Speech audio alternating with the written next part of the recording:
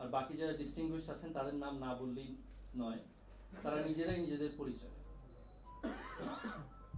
আমি একটু out of the box দুইটা কথা বলে যাই। আল্লাহ সুবহানাহু ওয়া তাআলা কোরআনে সূরা মুহাম্মদ নামে একটা সূরা রেখেছেন। 47 নম্বর সূরা 10 নম্বর আয়াতে আল্লাহ বলছেন, আমি আয়াত সহ বললে সময় লাগবে, সময় কম, আমি 2 মিনিটের মধ্যে শেষ করে দেব ইনশাআল্লাহ। তারা কি পৃথিবীতে ভ্রমণ করেনি, অতঃপর দেখেনি তাদের আগে যারা ছিল তাদের পরিণাম কি হয়েছে? আল্লাহ তাদেরকে ধ্বংস করে দিয়েছেন, অবিশ্বাসীদের জন্য আছে অনুরূপ শাস্তি।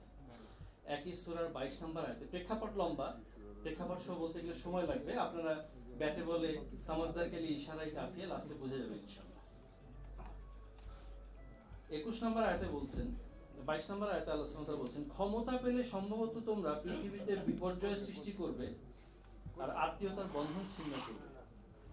আচ্ছা, নামাজের সাথে যাকাত, আকিমুস সালাহ, আতুজ যাকাত বহু জায়গায় বলেছে, তাহলে বোঝা যায় নামাজ যেখানে যাকাত সেখানে।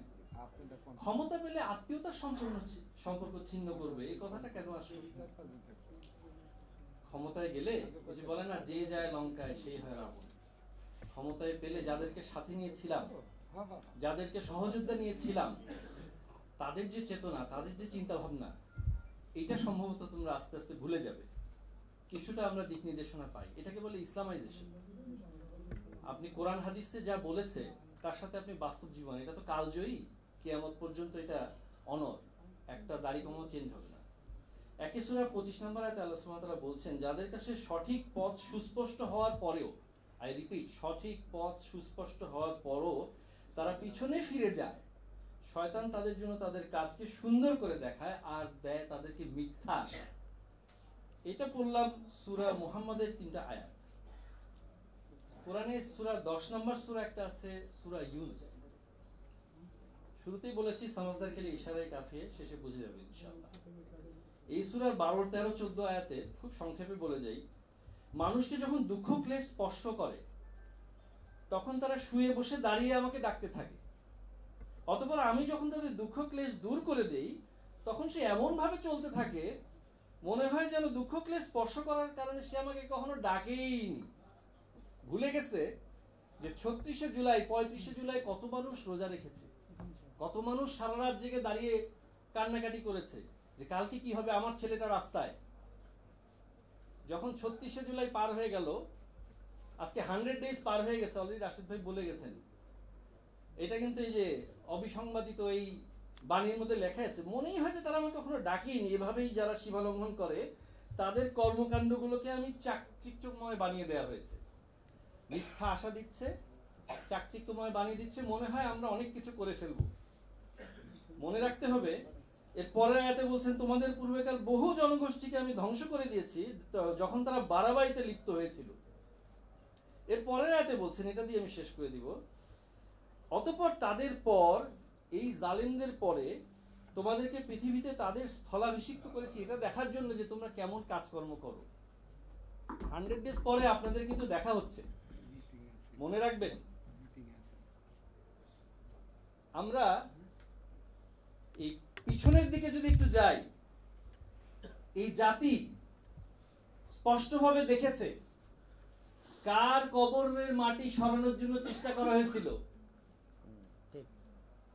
সেই বজ্রকণ্ঠের আহ্বানে এই দেশের স্বাধীনতার সূচনা হয়েছিল। শহীদ রাষ্ট্রপতি জিয়াউর রহমানের কবরের মাটি সরানোর চেষ্টা করা হয়েছিল। যেই পালের গোদা শেখ হাসিনা খুনি মাফিয়া এই চেষ্টা করেছিল, সেই দেশের মাটিতে কবরের মাটি পাবে কিনা আল্লাহু আলাম, সন্দেহ আছে। মনে রাখবেন, কাকে ভিটা বাড়ি ছাড়া করার চেষ্টা করে তাকে সমূলে উৎপাটন করার চেষ্টা করেছিল, মানুষের মন থেকে সরাতে পারে নাই।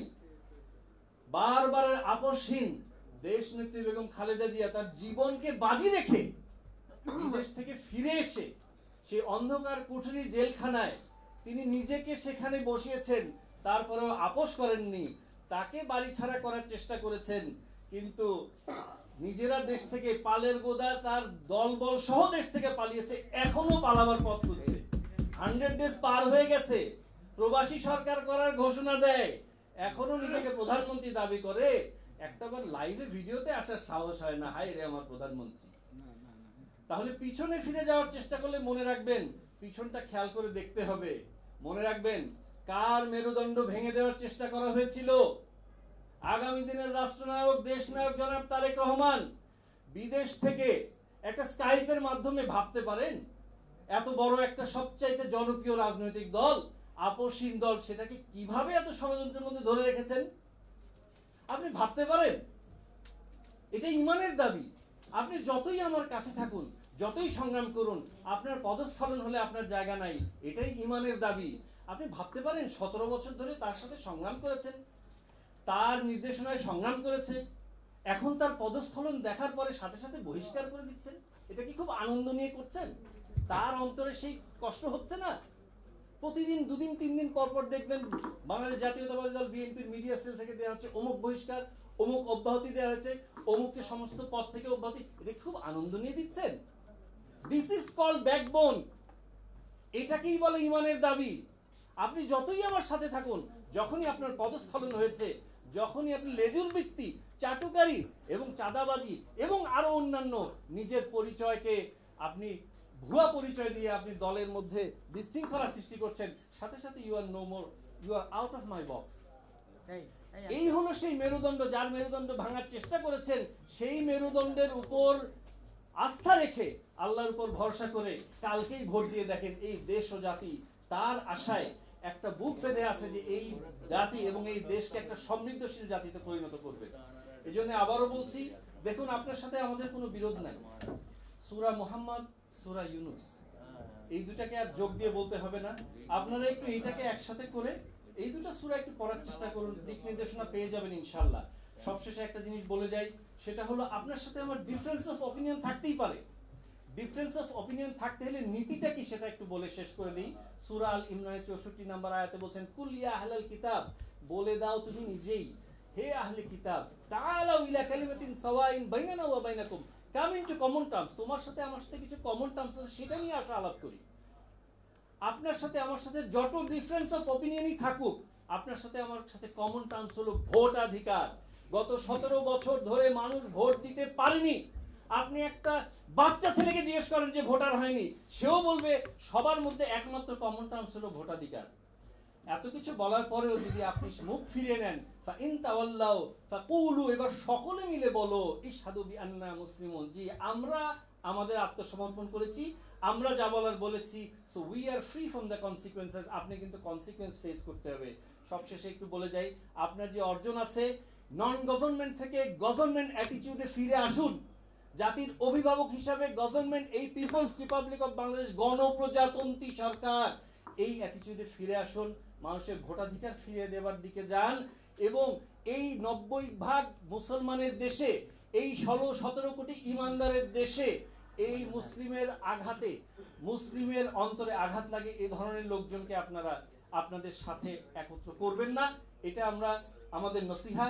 সবশেষে সবার সুস্বাস্থ্য দীর্ঘায়ু কামনা করে আবারও আপনাদের এই দেশ বাঁচাও মানুষ বাঁচাও আন্দোলনকে ধন্যবাদ জানিয়ে আমাকে আমন্ত্রণ জানানোর জন্য সবাইকে ধন্যবাদ জানিয়ে বিদায় নিচ্ছি। আসসালামু আলাইকুম ওয়া রাহমাতুল্লাহি ওয়া বারাকাতুহু। লিটন ভাইয়ের বক্তব্য শুনলে আমরা আরো শিখতে পারতাম, বিশেষ করে আমরা ইসলামিক মূল্যবোধ এবং